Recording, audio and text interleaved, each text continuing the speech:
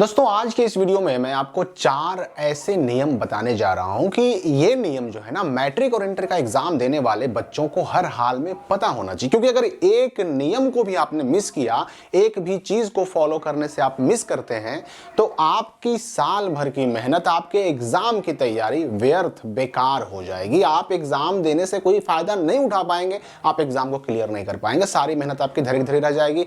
तो वो 4 नियम कौन से हैं, वो चारों आपको बारी बारी समझना है। सबसे पहला नियम नंबर 1 कि जो ये प्रैक्टिकल एग्जाम होता है, इंटर का लिखित होता है, मैट्रिक का लिखित एग्जाम नहीं होता है, लेकिन प्रैक्टिकल होता तो दोनों का है।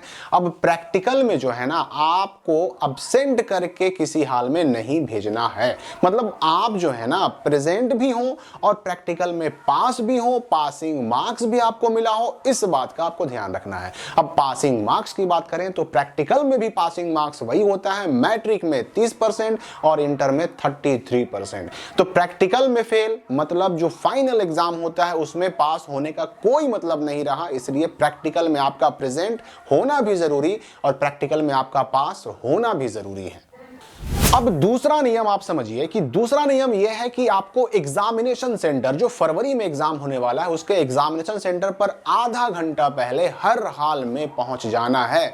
आप सबको पता है कि अगर कोई सब्जेक्ट का एग्जाम फर्स्ट सिटिंग में है तो उसका एग्जामिनेशन जो है ना वो 9:30 बजे से होगा, और अगर कोई एग्जाम सेकेंड सिटिंग में है तो उसका एग्जाम 2 बजे से होगा। तो फर्स्ट सिटिंग वालों को 9 बजे एनी हाउ पहुंच जाना है, उसमें 1 मिनट भी लेट नहीं होनी चाहिए। और उसी प्रकार से सेकेंड सिटिंग वालों को एनी हाउ 1:30 बजे पहुंच जाना होगा और 1:30 बजे से 1 मिनट भी लेट नहीं होना चाहिए। क्योंकि अगर 1 मिनट भी लेट हुआ तो आपको सेंटर पर अंदर जाने से रोका जा सकता है, और आपके अगर एक दिन की परीक्षा छूट गई तो फिर बाकी दिनों की परीक्षा देने से, एग्जाम देने से कोई मतलब नहीं। तो मैट्रिक इंटर के बच्चों को इस बात का भी बहुत विशेष ध्यान रखना है।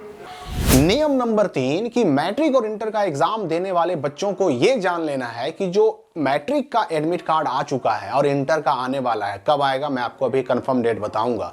तो मैट्रिक और इंटर का जो फाइनल एडमिट कार्ड है, अगर किसी के फाइनल एडमिट कार्ड में भी गलती है तो क्या उसको एग्जाम में बैठने से रोका जाएगा? मैं आपको स्पष्ट बता दूं कि ऐसा कोई नियम नहीं है। अगर आपके एडमिट कार्ड में, फाइनल एडमिट कार्ड में कोई गलती है तो भी आप उसी गलत एडमिट कार्ड के मदद से भी आप एग्जाम दे सकते हैं। एग्जाम में बैठने से आपको रोका नहीं जाएगा। लेकिन अब सवाल उठता है कि ठीक है, हम एग्जाम तो दे देंगे, लेकिन क्या ये हमारा गलत एडमिट कार्ड सही होगा भी कि नहीं होगा? क्योंकि एडमिट कार्ड गलत तो मार्कशीट भी गलत आएगा, आगे जो सर्टिफिकेट आएंगे वो भी गलत आएंगे। तो मैं आपको बता दूं कि मैट्रिक इंटर के एग्जाम में अगर फाइनल एडमिट कार्ड गलत आ गया है तो भी सुधार का मौका मिलेगा। लेकिन ये मौका मिलेगा कब? तो मौका मिलेगा आपका रिजल्ट आने के बाद, मार्कशीट आने के बाद। इसमें समय लगता है, अलग से नोटिस आता है। अब यही देखिए ना कि 2024 में जिन बच्चों ने मैट्रिक और इंटर का एग्जाम दिया था उनका रिजल्ट कब आया?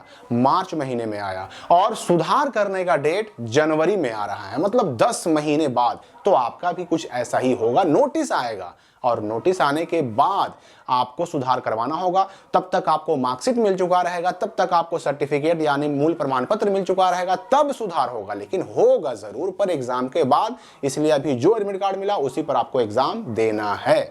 नियम नंबर 4 कि मैट्रिक और इंटर के एग्जाम में सभी बच्चों को OMR सीट भी मिलता है हर दिन, और हर दिन मिलता है आपको एक कॉपी जिसको आंसर सीट भी कहते हैं। और ये दोनों चीजें ऐसी हैं ना कि जिन पर ब्लेड का इस्तेमाल करना, नाखून का इस्तेमाल करना, इरेजर का इस्तेमाल करना, ये सब बिल्कुल मना होता है, या फिर व्हाइटनर का भी इस्तेमाल करना बिल्कुल मना होता है। अगर आप इन चारों में से कोई चीज अपने OMR पर, अपने कॉपी पर इस्तेमाल करते हैं अपनी गलतियों को छुपाने के लिए, आप चाहे ब्लेड से खुरचते हैं, नाखून से खुरचते हैं, इरेजर से मिटाते हैं, या फिर व्हाइटनर लगाते हैं, तो आपका OMR या आपका जो आंसर शीट है, कॉपी है, वो रद्द की जा सकती है। इसके लिए बोर्ड ने स्पष्ट निर्देश दे दिया है। बिहार स्कूल एग्जामिनेशन बोर्ड का स्पष्ट निर्देश है कि ये चारों चीजों का इस्तेमाल बिल्कुल नहीं करना है। अगर मैं पिछले कई वर्षों की बात करूं तो पिछले कई वर्षों में जो बच्चों ने एग्जाम दिए मैट्रिक इंटर के, उनमें ब्लेड, नाखून, इरेजर या फिर जो है व्हाइटनर का इस्तेमाल करने पर भी कुछ कुछ बच्चों का रिजल्ट हुआ है। लेकिन अब इसका मतलब ये नहीं कि आप भी इस्तेमाल करना शुरू कर दें। रिस्क क्यों लेना है भाई? जब बोर्ड ने साफ मना कर दिया तो फिर रिस्क क्यों लेना है? ठीक है, आ गया रिजल्ट, पहले आया था, अब इस बार मान लेते हैं कि आपने इस्तेमाल कर दिया, इन चारों चीजों में से किसी का रिजल्ट आपका रुक ही गया, तो नुकसान तो बहुत बड़ा हो जाएगा ना। ये आपको याद रखना है कि ऐसे बच्चों के बारे में बिहार स्कूल एग्जामिनेशन बोर्ड ने स्पष्ट निर्देश दिया कि ऐसे बच्चों का रिजल्ट इनवैलिड कर दिया जाएगा, अमान्य कर दिया जाएगा, इसलिए इनसे बचना है। ये 4 नियम आपको बहुत गहराई से ध्यान रखना। अब मैं आपको बता दूं कि आखिर एडमिट कार्ड मिलेगा कब, मैट्रिक का एडमिट कार्ड कब मिलेगा, इंटर का एडमिट कार्ड कब मिलेगा। देखिए मैट्रिक का एडमिट कार्ड तो आ गया है, डाउनलोड भी स्कूल वाले कर चुके हैं, मैं अपने स्कूल का भी डाउनलोड कर चुका हूं, हमारे स्कूल में साइन मोहर का काम चल रहा है। देखिए मोस्टली स्कूल में तो जो है ना शनिवार 11 जनवरी से मिलना शुरू हो जाएगा और अधिकतर स्कूलों में या कहिए कि सभी स्कूलों में मैट्रिक का एडमिट कार्ड 13 जनवरी सोमवार से तो 100% मिलना शुरू हो जाएगा। इंटर की अगर हम बात करें तो इंटर का एडमिट कार्ड आता है लेट से, 21 जनवरी 2025 को आएगा इंटर का फाइनल एडमिट कार्ड। और चूंकि 21 को आएगा तो आपको 22 या 23 तारीख से आपके अपने स्कूल कॉलेज से मिलना शुरू हो जाएगा। ये हो गई एडमिट कार्ड मिलने की बात। यहां पर एक बात आप और समझ लीजिए कि फाइनल एडमिट कार्ड को आप स्वयं किसी भी हाल में डाउनलोड नहीं कर सकते, और डाउनलोड लिंक अगर कोई देता है कहता है तो ये बिल्कुल फेक है। डाउनलोड करने का अधिकार सिर्फ और सिर्फ आपके स्कूल को है, आपके कॉलेज को है, आप नहीं कर सकते। तो ये 4 नियम 100% पालन करना है, इनमें एक भी गलती नहीं होनी चाहिए, वरना आपका रिजल्ट रुक सकता है, आपके सालों की मेहनत बर्बाद हो सकती है। इस वीडियो के लिए फिलहाल इतना ही, हम मिलेंगे अगली वीडियो में नए अपडेट के साथ।